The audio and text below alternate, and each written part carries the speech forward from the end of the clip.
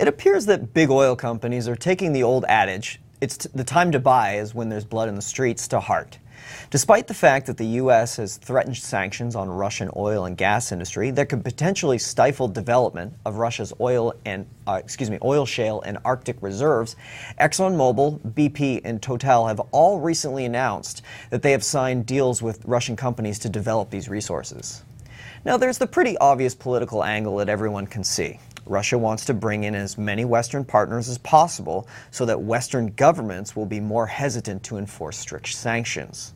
So it is opening up its oil and gas fields at a rate we have rarely seen over the past several years to these major companies. In the recent deals, BP has formed a joint venture with Rosneft for 49% stake in what are estimated to be some of the largest shale oil deposits in the world.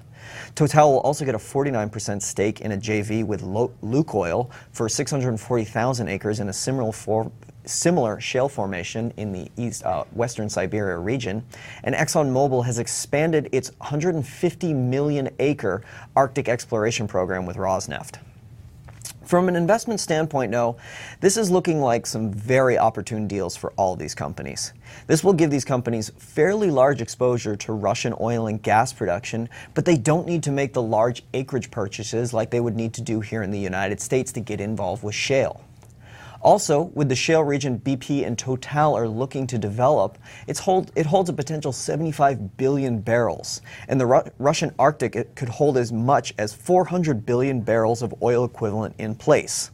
These are reserves that companies like these really need to move the needle over the next few years as development costs are getting higher and it's becoming harder and harder to find those sort of reserves.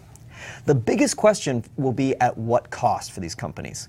A lot of these, ExxonMobil, Total, they've all struggled to develop shale in the U.S. economically because of the high costs that they had bringing on new acreage. So it'll be interesting to see if they can translate some of their failures in the United States to success in Russia.